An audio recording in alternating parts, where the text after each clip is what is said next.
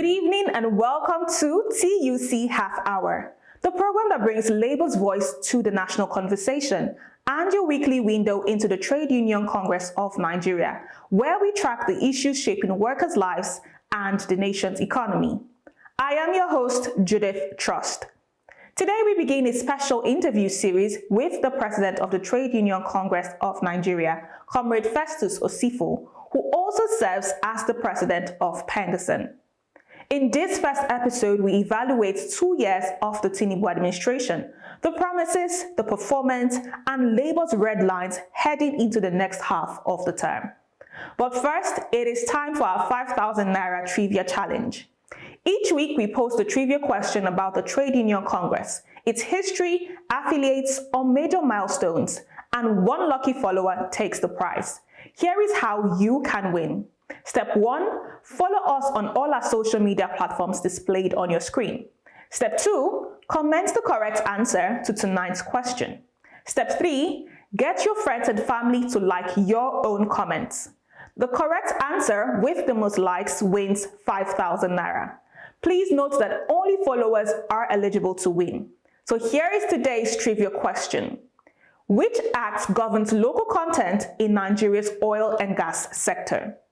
If you think you know the answer, post it now and start gathering those likes. The interview starts right after this short break.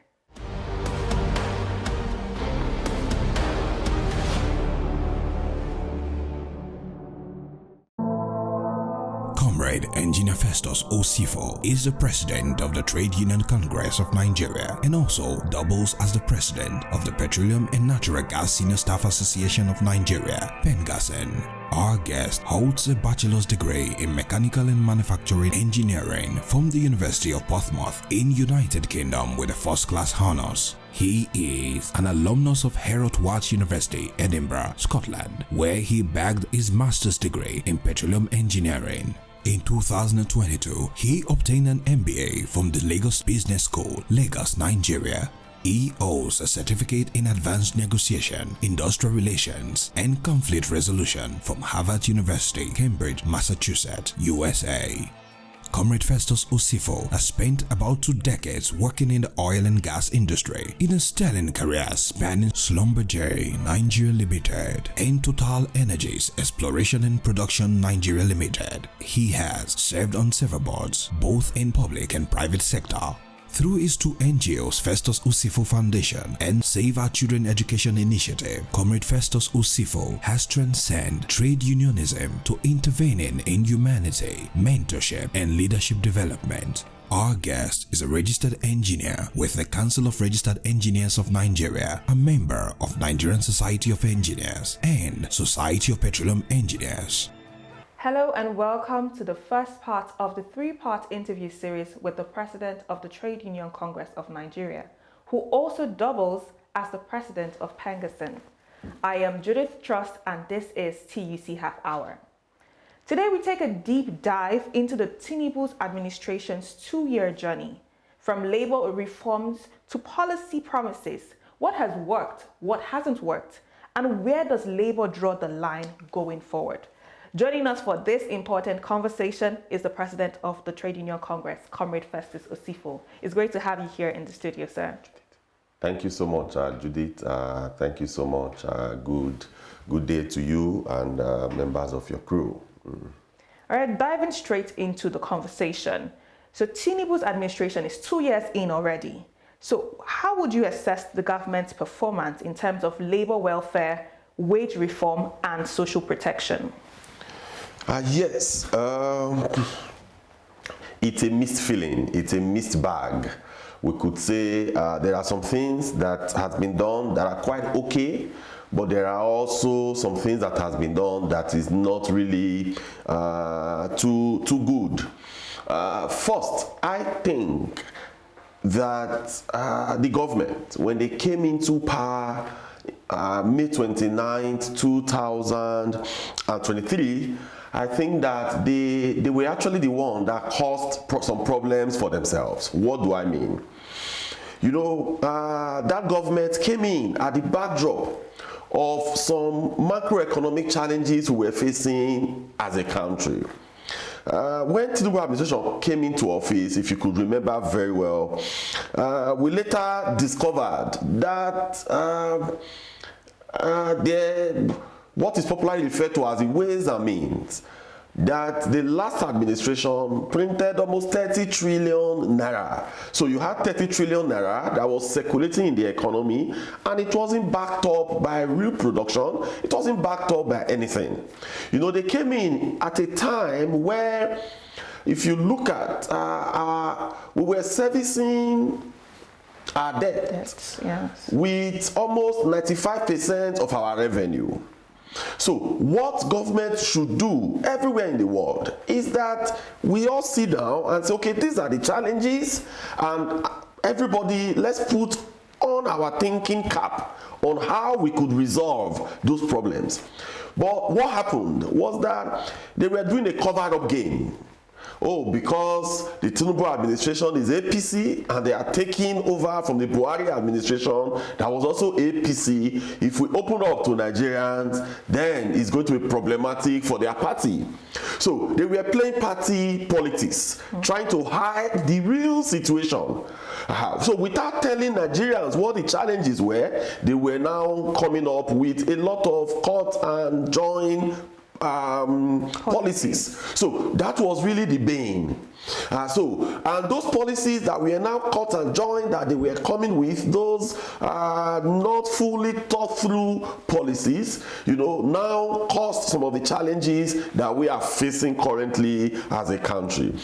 For example, the devaluation of naira. You know, I do hear people often say is unification of naira. It's not. When you say unification means maybe you have 3 exchange rates. So when you have 3 exchange rates, you will now unify to one. So unifying to one, for as at then, there was different windows that were operating as at then. So, but naira was not even up to 500 naira to $1. So if you are unified around 500 naira, that becomes unification. But what happened was devaluation, not unification. So we should call it exactly what it is. So it was devaluation. So naira was grossly devalued. So when naira was grossly devalued to the tune of, at a time, almost 1,900 naira to $1. So that affected literally everything. That affected the cost of goods. That affected the cost of energy. It affected the cost of electricity. So it went viral. So that was really the challenge. Why did I say it was not really a well thought out, policy? The policy in itself may not be that bad, but the timing was relatively wrong. First, you just removed fuel subsidy, PMS subsidy, right? When you remove PMS subsidy, an exchange rate of 500 naira to $1, it could have been that the price of PMS would have been less than 400 naira per litre.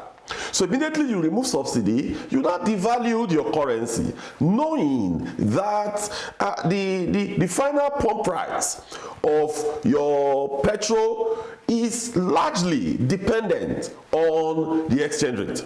So when that devaluation occurred, it took the naira down south, and that affected everything. And when they planned to carry out the devaluation, if you remember then, CBN was in chaos. Emefiele was nowhere. There was no properly constituted CBN, or what we call the MPC, the Monetary Policy Committee. They weren't there. So now there was no proper CBN that would put policies and measures in place to ensure that speculators did not have a field day. So when that devaluation occurred, speculators came in, parallel market went agog, and our naira now got to where it was as at then, about 1,900. And all experts, local experts from financial derivative to nairametrics to international economists, they all said that our naira as at then was grossly undervalued. And even today, today. For $1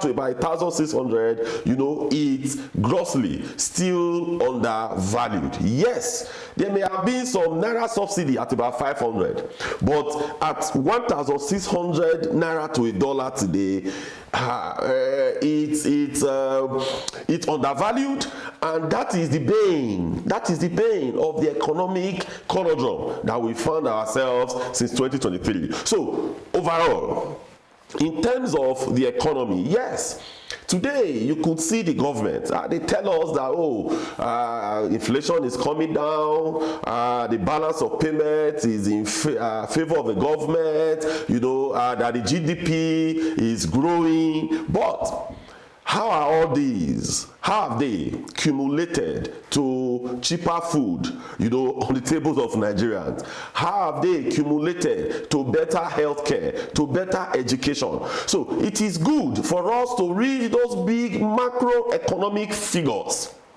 But what the average Nigerians want to know is, how has this translated to cheap food on my table? That's very important, because beyond policies, what is the driving factor is how it affects the people directly. Absolutely. So going back to what you said about fuel subsidy was one of the very first reforms and policies of this government. So what has been the effect on workers, and what alternative relief measures has the Trade Union Congress pushed for since then? Yes, as I said, first subsidy was removed. First day in office by the current president. When fuel subsidy was removed, like I said in my earlier comments, if we had said, okay, we have removed fuel subsidy, but let the naira exchange rate remain for a while, maybe for 1 year, we would not have had the kind of somersault that we had. If you had removed fuel subsidy at an exchange rate of 500 naira, like I said, would have been buying PMS for less than 400 naira. And one way or the other, Nigerians would have been able to manage. But removing fuel subsidy and at the same time devaluing your currency, it was a two-edged sword that we think strongly that the timing was not right. You would have, if you had done one, maybe you would have been thinking about mitigating things to put in place to ensure that we don't have the kind of runaway inflation that we had in 2023, 2024. But as you know, the cost, because of devaluation that was done at the same time with subsidy, that now resulted to high fuel cost, and that translated to transportation. It translated to even higher price of food, because the farmer will need PMS or even AGO to bring their product from farm. Judith, before devaluation, the cost of diesel that we technically refer to as AGO was still very okay, was somewhere around 300 naira to about 350 naira per liter, about 300 to 350 naira per liter for the cost of AGO. But when devaluation occurred, what happened? That AGO now moved over 1,000 naira per liter. So what did that explain? That does explain what I'm trying to talk about now.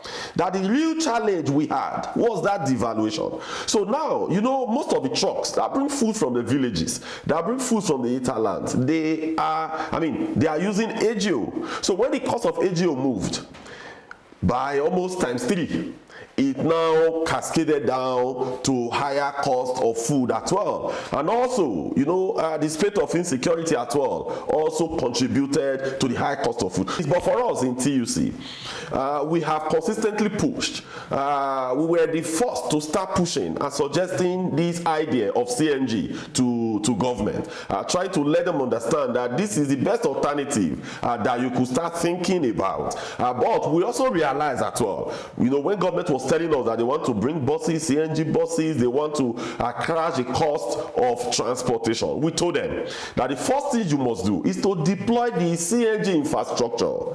Because if there is no CNG infrastructure, you may bring in 10,000 buses, they will become useless. For example, it's just as if you have a petrol car and there is no fuel station to refuel the car. So what literally are we doing? And if, for example, you in Lagos, you have a fuel station where you could refuel your car, then you are traveling between Lagos and Ijebu-Ode, and along that road there is no petrol station. So what is going to happen?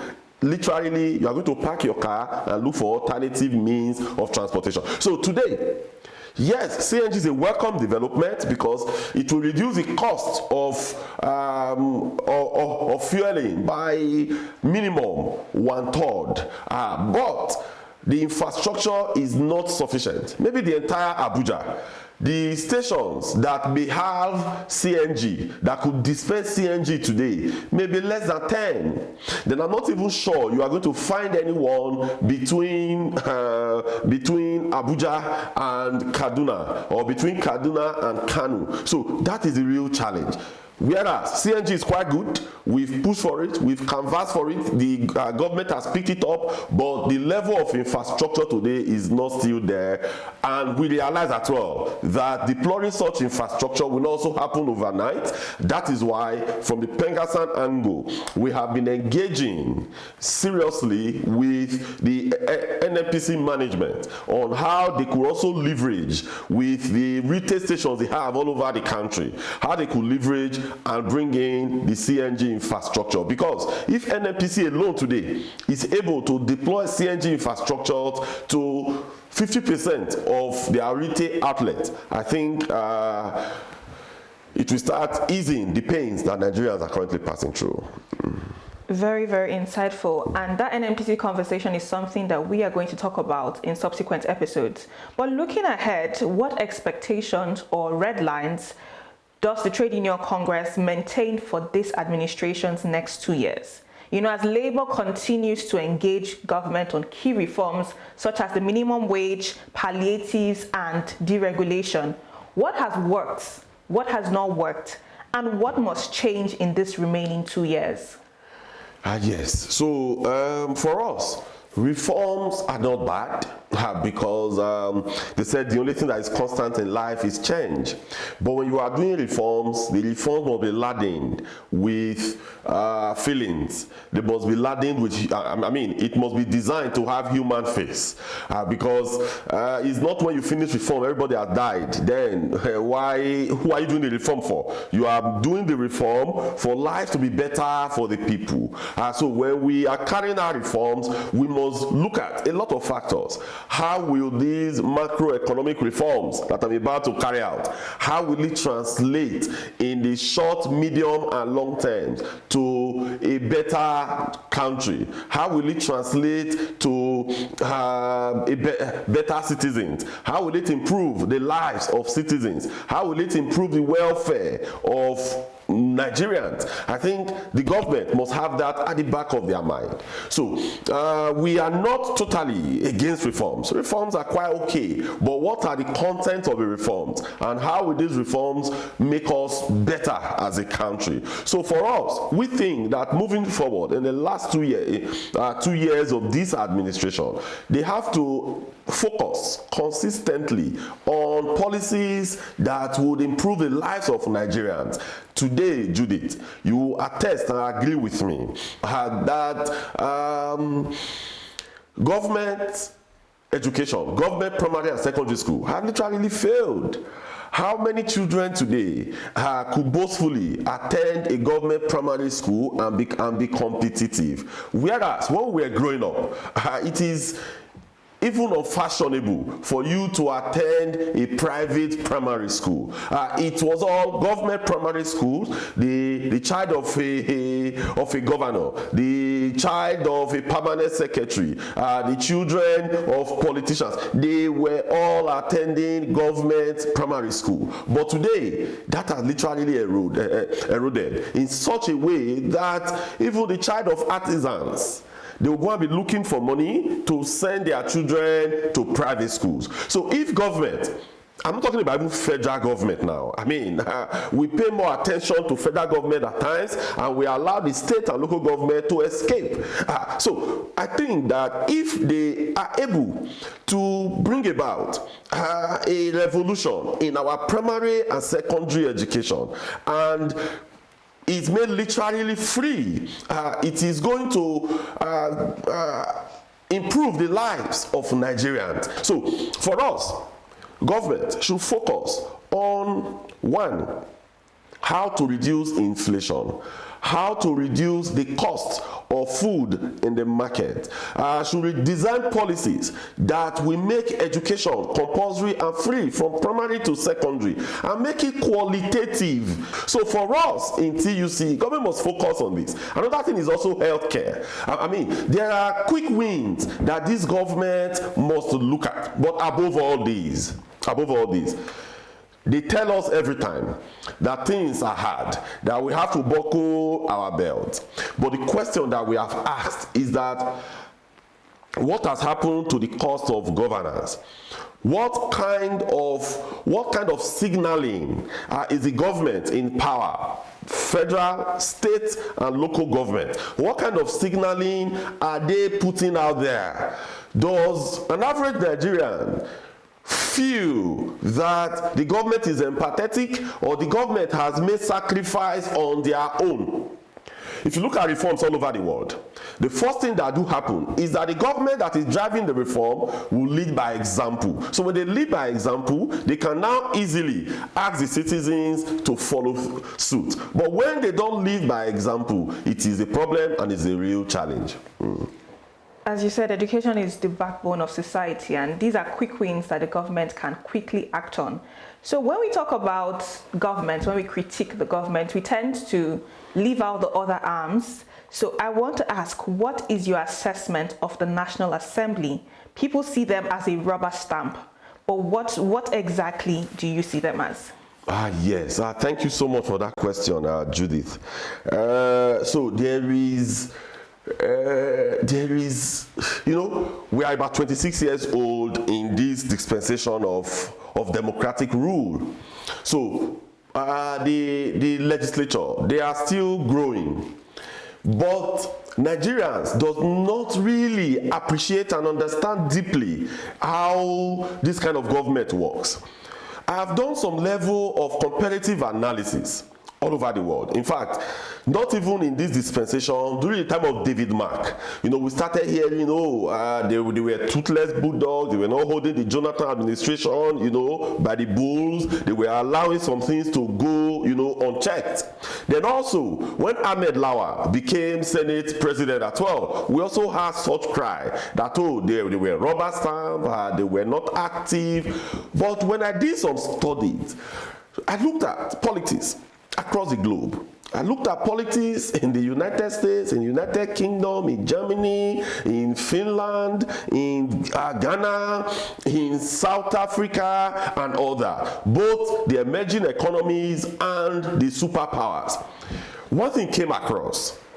You see, the government in power, when they have majority in the National Assembly, the assemblies are mostly docile. They tend to always approve what the government in power submits to them. And that wraps up episode 1 of our 3-part series with the President of the Trade Union Congress of Nigeria, Comrade Festus Osifo.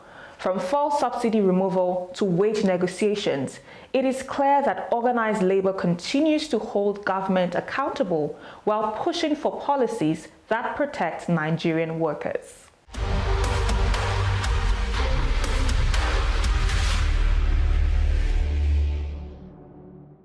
Welcome back. From wage reforms to subsidy payments and National Assembly oversight, Labour says the real work starts now if promises are to become progress. Quick wins like improving healthcare access, upgrading public education, and stabilizing the naira could go a long way in restoring confidence and easing the burdens on everyday Nigerians. That was an insightful conversation and a powerful way to kick off our interview series. Join us next week for another episode as we turn to the global stage. Oil shocks, Nigeria's energy future, and the leadership reshuffle at NNPC. But before we wrap things up, have you posted your trivia answer? The trivia question again is, which act governs local content in Nigeria's oil and gas sector?